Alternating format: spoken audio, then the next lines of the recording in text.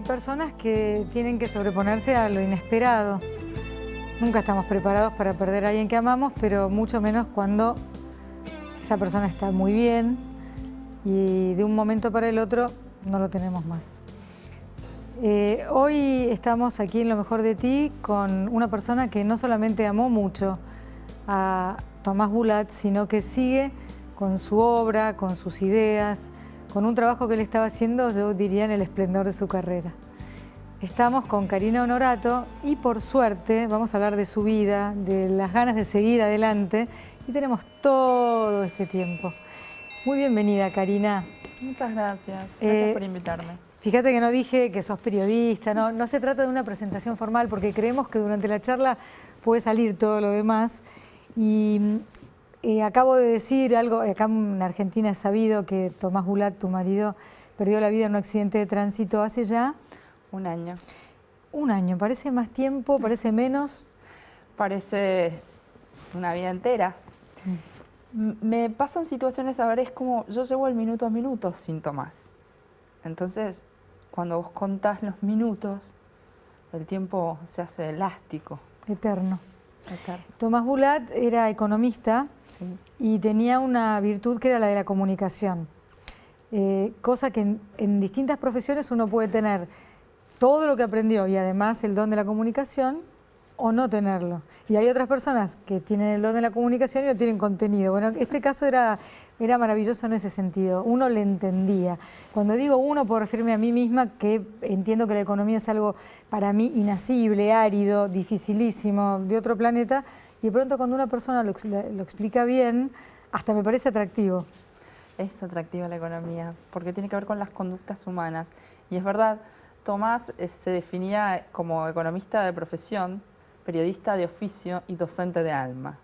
En realidad la docencia era su gran amor. Y él encontró en los medios una gran aula donde transmitir el conocimiento. Un apasionado de la economía, entendía la economía como lo que es una ciencia social, que tiene que ver con la conducta, con el comportamiento, con los valores de la gente, y era lo que trataba de transmitir. La verdad es que fue el mejor docente que yo he visto en toda mi vida. Vos sos periodista y sí. Eso fue una pasión desde chica, fue una vocación marcada y en ese caso, sí, bueno, ¿qué soñabas para tu vida? En realidad, sí, yo soñaba hacer periodismo político cuando era muy chica, muy jovencita. Después me dediqué al periodismo económico e institucional. Trabajé mucho tiempo en consultoras económicas, con políticos, para políticos. En una de esas consultoras lo conocí a Tommy. Y bueno, finalmente terminamos los dos teniendo una consultora económica y una productora que hacía programas periodísticos. Suena ideal. Aunque trabajar con una persona que uno ama puede ser complicado. Sí, claro. Sí, sí. Lo que pasa es que yo amaba mucho esa faceta de Tomás y había espacio para los dos. Yo me ocupaba del back office, supervisión de los contenidos, las presentaciones que él daba, los libros que escribía, corregirlo, editarlo, los artículos, el detrás de escena, que en realidad es lo que a mí me gusta más, y él era la cara visible. Él era histriónico también, ¿no? Él era súper histriónico, tenía un humor fantástico, y tenía esa capacidad de transmitir increíble. La educación era un tema central en su vida, estaba profundamente interesado, yo también. Entonces, la verdad es que era una sociedad que funcionaba por eso. Y él además estaba mucho tiempo afuera de la oficina, entonces también funcionaba por eso. En lo de la educación, antes de que me olvide, porque puedo olvidarme, hay una frase de él que se tuitea bastante a menudo, que la vas a decir mejor vos que yo, pero que tiene que ver, como idea, con que lo más transgresor que puede hacer una persona pobre es estudiar. Transgresor no sé si es la palabra que... Él hablaba del acto de rebeldía contra el sistema. Bueno, el mayor acto de rebeldía contra el sistema es estudiar. Sí. Para una persona pobre, porque estudiar le daría unas herramientas que realmente lo van a modificar para siempre, ¿no? No sé cómo era la frase completa, pero es muy buena. Creíamos profundamente en esa frase. Yo... A ver si la tengo, me parece que la copié. ¿La tenés ahí? No sé si es tal cual, pero dice... cuando se nace pobre, estudiar es el mayor acto de rebeldía contra el sistema. El saber rompe las cadenas de tu esclavitud. Es así. Nosotros éramos una prueba dominó porque nació en una familia de clase media, pero yo nací en una villa en San Juan. Cuando decimos villa y nos están viendo en otro país, ¿qué es una villa? Es un barrio de emergencia, un asentamiento informal de gente muy pobre, donde bueno, convive el que tiene trabajo precario, el que está desocupado, algunos que sí pueden tener algunos trabajos, pero son de menor jerarquía, que no están en una economía formalizada. También hay delincuencia, como puede haber en un edificio de primer nivel, exacto, como Guante Blanco.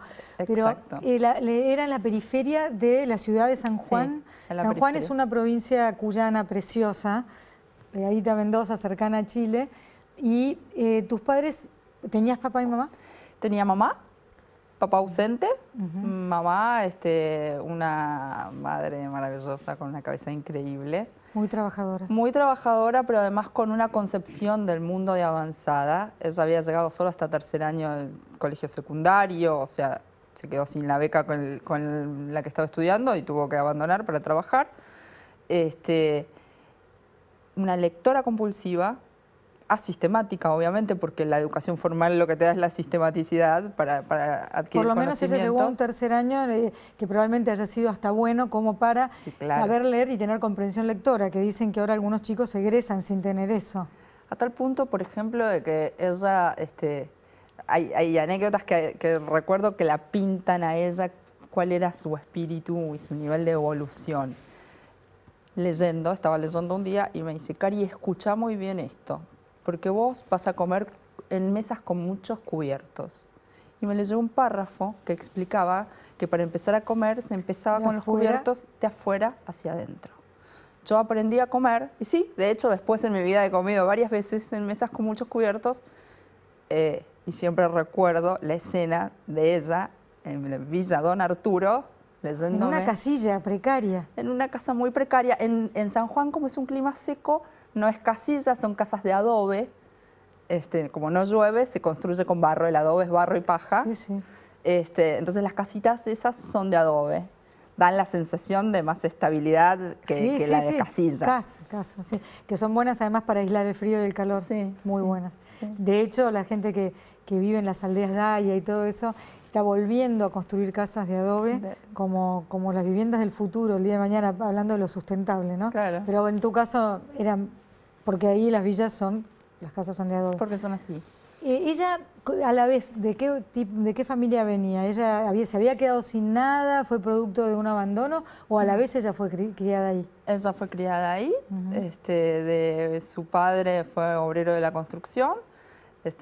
Mi abuela venía de una familia con un poco más de aspiraciones, pero que el terremoto del 44 les hizo perder todo lo que tenían. Eran comerciantes. El famoso terremoto de la época de Perón, que se lo ve por primera vez a él con Eva. Exacto. Cuando se juntaba dinero en el Luna Park, creo, para el terremoto ese. Para ir a asistir a las víctimas de ese terremoto, que fue fatal para la provincia. En ese momento la familia de mi abuela se quedó sin nada. Además, hija de gallegos, o sea, la mujer era para estar en la casa, no podía formarse. Sí, sobre todo en esa época, ¿no? En esa época y en ese lugar. Entonces, las circunstancias de la vida hicieron que mi abuela se casara con mi abuelo, un italiano muy trabajador, que se murió muy joven también. Se cayó de un andamio y se murió y dejó a mi abuela viuda con 2 hijas de 6 y 9 años. Tu madre, cuando te leyó eso, de un día vas a comer sentada a una mesa con muchos cubiertos, ¿vos sentís que ella supo que vos ibas a dar vuelta a ese destino de alguna manera? No, ella dio vuelta a mi destino. ¿Cómo fue? Ella me enseñó a comer, me enseñó a hablar. O sea, yo no podía tragarme las heces, cosa que la tonada sanjuanina en general se aspiran las heces. Estaba completamente prohibido. Había que decir muy bien las R's, no las E's. Entonces se decía ferrocarril, se hablaba con todas las letras y se ponía mucho énfasis en la formación. Iba a la escuela pública, que era la única escuela a la que podía tener acceso, pero con el momento del secundario, escuela pública la mejor. Había que rendir, me preparé y ahí fue el cambio para mí. cuando cambié de grupo de pertenencia en la escuela secundaria, me cambió la vida. ¿Tenías vergüenza de decir dónde vivías? ¿No? Estaba muy orgullosa de los procesos que estaba viviendo. De los esfuerzos de las mujeres de tu familia. Sí. Mi abuela, que era una gallega con el primario incompleto, era la tesorera del centro vecinal de la villa. Qué maravilla. Mi madre era una autodidacta absoluta. Bueno, esto de devorar libros, ¿que dónde los conseguía? ¿Había una biblioteca cerca? Bibliotecas. Y después trabajaba terriblemente y fue creciendo. Ella, de hecho, nos mudamos a un barrio. Su primer logro fue mudarnos al barrio. Bueno, después cuando fui más grande, ella se vino a vivir a Buenos Aires. Yo me quedé un año a terminar el secundario en San Juan viviendo con mi abuela. Volví a la villa, que mi abuela nunca se quiso ir de la villa. Su casa mejoró, sus condiciones mejoraron, pero nunca quiso desarraigarse. Por suerte pudimos mejorar sus condiciones. Y cuando mamá se vino a Buenos Aires, yo me quedé con ella. Yo nunca tuve vergüenza. Al contrario, admiraba mucho a mi mamá. Te pregunté porque, como habías cambiado de colegio y de grupo de pertenencia, es humano, no tiene nada de malo y puede suceder que alguien diga, bueno, sí, vivo por allá y no. Yo pienso que lo que estás contando es una historia de superación. Pero bueno, cuando uno es chico muchas veces tiene vergüenza por cosas mucho menores que esa, ¿no? ¿No te pasó nunca? Todo lo contrario, tenías unas mujeres muy fuertes a las que tratar de parecerte. Sí, tenía, de hecho, no tenía imagen masculina. Que eso lo aprendí con Tomás, a respetar el rol, la imagen, el desempeño del hombre, lo aprendí recién con Tommy. ¿Él fue tu primer gran amor? Él fue mi gran amor, sí. Obviamente yo tuve otras relaciones antes, pero a partir de Tomás a mí me cambió la vida, sí. Cuando lo conociste, ¿él ya era el Tomás Bulat que todos conocimos? No. Contame entonces. Cuando lo conocí, él trabajaba en la Auditoría General de la Nación, era supervisor de deuda externa, o sea, estaba en una oficinita chiquitita, revisaba papeles, números, escribía, leía mucho de economía, escribía mucho, daba clases, eso le encantaba, pero a las 4 de la tarde terminaba y se iba a jugar al golf, a tirar unos palitos por ahí. Era una vida muy tranquila y muy relajada, y él no estaba feliz con esa vida tranquila y relajada. Cuando yo lo conocí, ya había hecho su posgrado en Londres y siempre tuvo inquietudes para más. Estaba como apagado. Bueno, las circunstancias se dieron y nosotros fuimos... A mí me fascinó su inteligencia y su sentido del humor. Lo primero que me llamó la atención en él. Su capacidad para abstraer conceptos y transmitirlos, esto me encantaba. Yo estaba haciendo un reporte económico en una consultora en la que estaba y leía que una nota que me había llevado mucho tiempo de investigación sobre la industria láctea, se la di para que, nada, me hiciera los comentarios pertinentes. Como yo no soy economista, quería la mirada del economista. Claro. La destrozó. La destrozó. Y a mí me enamoró que la destrozara. Ay, no me Me digas. pareció tan inteligente todo lo que me decía, tan acertado. Una visión tan fantástica. Tu orgullo ahí, si lo tenías, quedó de lado. El ego famoso. Ah, mira este hombre cómo sabe. No, claro, pero lo destrozó con un humor, además, que era muy divertido. Claro, no te denigró. Dijo, esta nota no está bien por esto, esto, esto. No era. Era incapaz de denigrar. No era su estilo. Pero bueno, en realidad, cuando yo seguí trabajando en esa consultora, Tomás empezó a tener otras funciones, fue presidente del FONCAP. El FONCAP es un fondo de capital social que da microcréditos a microemprendedores. Es un programa fantástico. En el mundo lo hace también en Unindú Yunus, ¿no? Sí, exacto. Él fue como el generador básico. Porque está comprobado que una persona a la que se le presta un dinero que le sirve para trabajar y todo, lo devuelve. ¿Sí? Es altísimo el porcentaje de gente que devuelve los microcréditos. Y hasta que, bueno, después nació mi hija y decidimos, cuando Lucía tenía 2 años, decidimos que queríamos parar un poco la pelota. Yo tratar de trabajar menos, dedicarnos a buscar otro hijo con más calma, disfrutarlo más.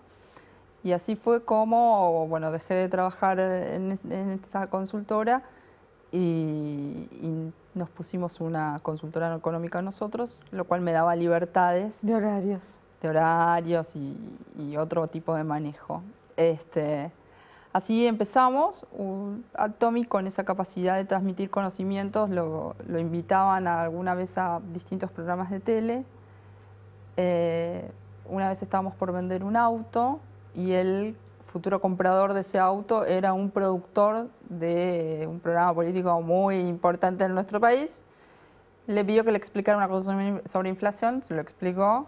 Entonces no podía creer que había sido tan sencillo, lo llevó, lo vio otra persona, lo llamó y así, 2 meses después o 3 meses después, Tomás era la cara económica del canal, de un nuevo canal de televisión que empezaba en Buenos Aires.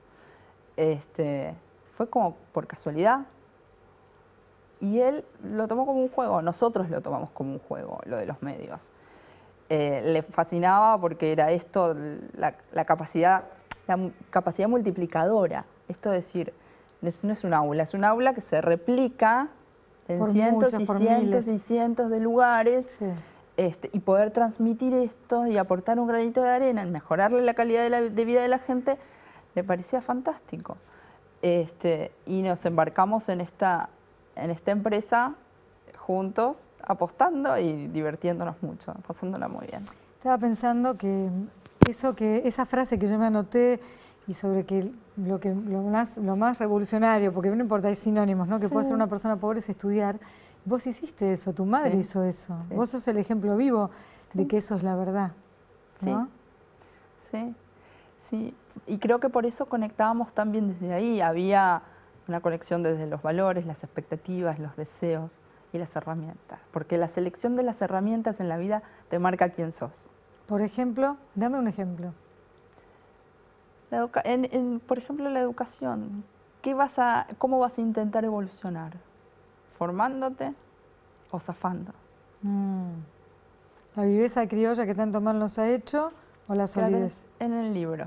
Este libro, que vamos a mostrar ahora, este libro, cuando él muere, porque si alguien recién prendió la tele y nos está viendo, Tomás Bulat fue un economista con el don de la comunicación que perdió la vida hace un año trágicamente, de un minuto para otro, de eso vamos a hablar ahora, que escribió 2 libros que se llamaban, los anteriores... Economía descubierta, que es un libro que explica conceptos macroeconómicos para no economistas, digo, claro. Para gente que no tenga idea de economía, es bajar conceptos macro y los pueda comprender y ver cómo afecta su vida diaria, que no son ajenos. Sí, porque como diciendo, ¿y a mí qué me importa esto? Sí, te importa. Te importa, te afecta el bolsillo. Te importa. La economía de tu vida, que en realidad tomó distintas fases de la economía, la producción, el ahorro, la inversión, el gasto, y fue viendo qué pasaba en cada una de esas fases en cada etapa de la vida. De 10 a 20 años, de 20 a 30, de 30 a 40, digo, cuando sos más productivo, cuando gastas más, cuando tenés que tener la conciencia de que el tiempo de producción se acaba, entonces tenés que ahorrar para el futuro, cómo hacerlo. Es un libro precioso. Y el tercer libro, que es Estamos como somos, era un libro que Tommy había dejado escrito. En realidad nosotros tenemos una casa de fin de semana y los veranos nos encerrábamos, los enero. Él escribía, yo corregía, investigaba, le pasaba información y era el momento de producción de los libros. Entonces este libro estaba en borrador cuando Tommy se murió un 31 de enero. Tenía el primer borrador la editorial. Ellos me ofrecieron casi de inmediato publicarlo. Yo dudé mucho. No sabía si estaba bien o estaba mal. Este libro es el libro menos económico de Tommy, es el más sociológico, te diría. Es un tratado sobre la argentinidad, cómo somos los argentinos, con todo lo bueno y lo malo que somos. A veces incomprensibles para nosotros mismos. Sí, claro.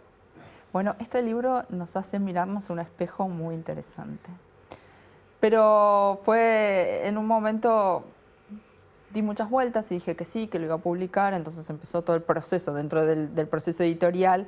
Cuando entregas un borrador hasta que sale el libro, hay todo un mecanismo que se debe seguir de más o menos 4 meses, donde se corrige, se hace el diseño de interior, se elige la tapa, los colores, el tamaño de la letra, etcétera, etcétera. Durante todo este proceso yo cambié de idea 32 veces, me tuvieron una gran paciencia. Pero te mantuvo entretenida, eso seguro. Me tuvieron una gran paciencia en la editorial. Cuando ya estuvo listo, me dijeron, bueno, está, ¿lo sacamos o no lo sacamos? Y yo seguía insegura, senté a mis 3 hijos y se los planteé. Está el libro de papá, no sé qué hacer, no sé si está bien, papá no está para corregirlo, está como está, digo, no hubo el tiempo de trabajo posterior. Bueno, estuvimos ahí charlando los 4 y el más chiquito, Fausto, que acaba de cumplir 13 años y sigue siendo mi bebé y lo va a ser siempre, me dijo, además es el que menos manifiesta sus emociones con todo esto. Me dijo, yo creo que hay que publicarlo porque a papá no le gustaba dejar las cosas sin terminar. Y para mí fue determinante. Clave. Sí, y me pareció de una claridad absoluta. Y un respeto a la voluntad que él ya sabía que su papá hubiera querido eso. Y cómo conocía a su papá. Entonces, bueno, salió a la luz, Estamos como somos, que es un libro muy lindo, que es esperanzador. ¿Ah, sí? Sí, súper. Porque, ¿sabes qué? Reconocerte, mirarte al espejo, reconocerte, saber con qué contás, quién sos, te permite tomar el camino para cambiar lo que no te gusta. ¿Qué has hecho mal y por qué? Que las cosas no son por generación espontánea tampoco. No, nada. Ahí no hay una confabulación de un poder oscuro que quiere humillarte y acosarte. No. Tiene que ver con quién sos vos. Entonces, ¿quién soy yo? ¿Qué hago con esto? Tommy y yo teníamos siempre la idea de que las circunstancias en la vida no se pueden elegir, pero sí lo que se puede elegir es la actitud con la que uno se enfrenta a esas circunstancias. Claro, ¿qué haces con lo que te pasa? A mí me pasaron cosas horribles y cosas maravillosas, pero si yo me hubiera quedado con lo horrible, me hubiera perdido la oportunidad de encontrarme con las maravillosas. No estaríamos acá. No. Entonces, un poco lo que transmite este libro es eso, desde el lugar de la sociedad. Las sociedades también, aplica para las sociedades, aplica para las empresas, aplica para las personas, para la vida laboral. Uno no elige las circunstancias, pero sí cómo me voy a enfrentar a ellas. Si me tiro en la cama a llorar y a dar lástima y a pensar la vida me engañó, están todos contra mí, y feliz no vas a ser, y de ese lugar no vas a salir. Entonces, sí, aunque te duela mucho y te cueste mucho, abrís los ojos a la mañana, llorás lo que tengas ganas, pero en el minuto de meterte en la ducha, te metes en la ducha, te cargas de energía y salís a pelearla, funciona. No quiero que andemos mucho en el tema, pero dijimos en algún momento que, bueno, él se fue, no dijimos por qué, dónde había ido, qué había ido. Ese 31 de enero... ¿Él de dónde venía? ¿En un remis, en una ruta? ¿Venía de dar una charla? Porque él estaba, yo dije al principio, vos me dirás si no, en un momento maravilloso de su carrera, maravilloso, muy requerido, muy respetado, y es muy común que la gente así, referente, vaya a dar charlas a diferentes lugares. ¿A dónde había ido él? Mira, él había ido a San Genaro, pero ese año, el 2014, Tomás dio 288 conferencias. Porque, ¿qué hacía? Y lo contrataban de San Luis. Entonces iba, le daba la charla a la compañía, iba a la universidad, daba la charla en la universidad, en la ONG que lo llamaba. Sí, en 2 días hacía 3. 3, 4, 5 charlas y se quedaba 2 días. Era muy común. De hecho, él había dado una charla en Santa Fe, después se fue a San Genaro. ¿Dónde es San Genaro, perdón? En Santa Fe también. ¿En la provincia de Santa Fe, más al sur? Sí. O sea, relativamente cerca de Buenos Aires, no estaba tan lejos. Muy cerca de Buenos Aires. Él volvía en un remis, durante mucho tiempo manejó él.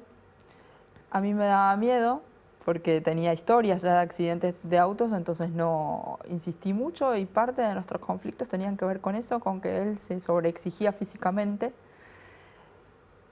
un par de años antes había empezado a viajar en remis y a hacer en avión todo lo que pudiera. Bueno, fue un accidente.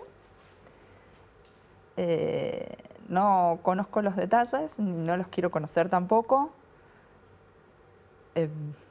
No está más Tommy.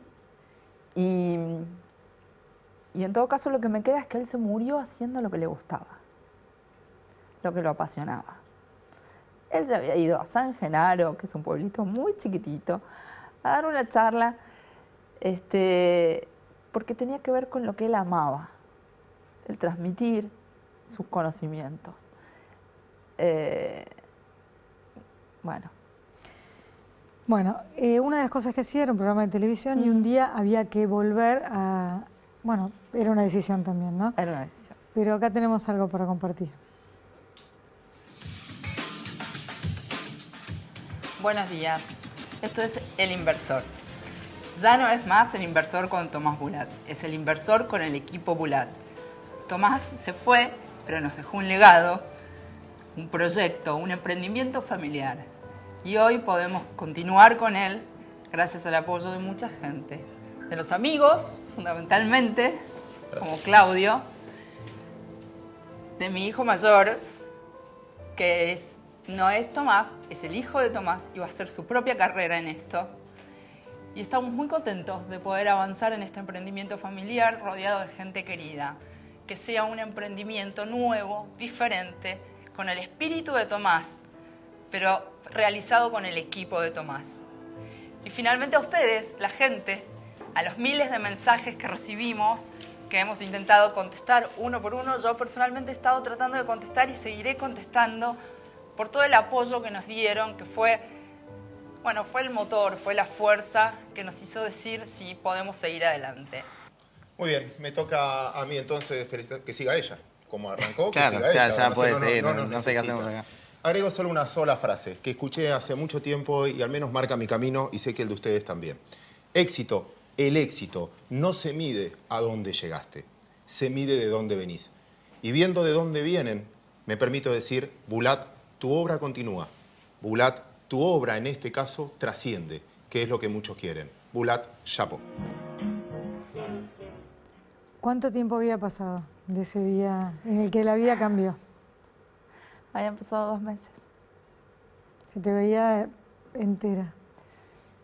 Mira, dentro del dolor, ¿no? Como con un propósito, que la vida yo creo que se trata de eso. Sí. Pero además, yo tengo 3 hijos maravillosos, que mi gran miedo en la vida era que sufrieran un dolor. O sea, mi experiencia con el dolor me había hecho hasta durante mucho tiempo resistirme a que tuvieran mascota. Porque yo pensaba, un perro vive 12, 15 años, se muere, van a sufrir. Ese era mi nivel. Mira. De miedo de que ellos sufrieran.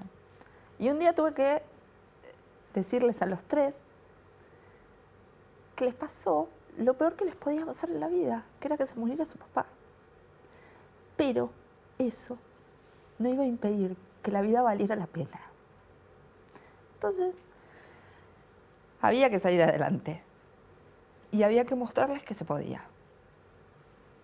Y mi esfuerzo sigue siendo ese. La vida es maravillosa, hay que disfrutarla, hay que vivirla apasionadamente, hay que hacer lo mejor que uno tiene y hay que ofrecer lo mejor que uno tiene.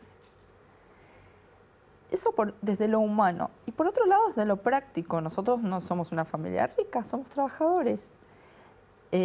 Vendíamos Tomás Bulat, mi emprendimiento, el que teníamos juntos, vendíamos el servicio Tomás Bulat, el producto Tomás Bulat, las charlas, los libros, las notas, las conferencias, el asesoramiento técnico, era él. Yo me había quedado de pronto sin el compañero de mi vida, sin el padre de mis hijos y sin el producto que me financiaba la vida que tenía. Tenía que reconvertirme. Y rápido. No había margen para esperar. En este país es un poco engorroso, los trámites de sucesorios, etc. Yo tenía que salir a facturar. Cuando dije, el programa va a seguir al aire, fue toda una decisión. Santiago me dijo, yo quiero participar. Yo tuve mucho miedo de aceptar esta propuesta de Santi porque lo veía chiquito. ¿Cuántos años tenía el año 20. pasado? 20 años. 20 años.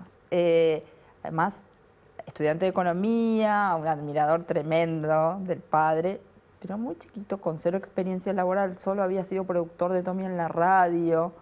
Pero estaba envalentonado, quería. Y me dijo, para mí es un homenaje a papá, yo siento que papá me mira. Santi es muy espiritual. Entonces dije, bueno, perfecto. Ahí fue cuando, mirando entre todas las posibilidades, dije quién iba a ser el equipo que acompañara a Santi. Por eso estaba Claudio, que es un amigo del alma. Suchovicki, sí. Claudio Suchovicki. Que también explica muy bien. Sí, que es gerente de la bolsa y es un economista que también tiene como una capacidad de transmitir muy clara, pero además es un gran mentor para Santi. Una persona que lo cuida, que le enseña, que lo protege, que lo puede guiar. Me parece que hacen una dupla fantástica. Y mi desafío durante todo el 2015 fue encontrar la identidad propia del inversor. O sea, el inversor no era más con Tomás Bulat, era un inversor nuevo. Y en esa búsqueda yo me relacioné con gente fantástica, fantástica, que me ayudó. Y hoy el inversor es un producto que me da mucho orgullo hacer, que ya lo siento 100% mío. Que creo que Tommy hizo todo el camino para que yo pudiera hoy estar cosechando. Sembró. Sí. Vamos a hacer la única pausa que nos pide el programa y luego seguiremos hablando de la vida después de estar con un hombre al que se admiró, se quiso y de quien hay hijos para seguir criando. Ya volvemos con Karina Honorato, no se vayan.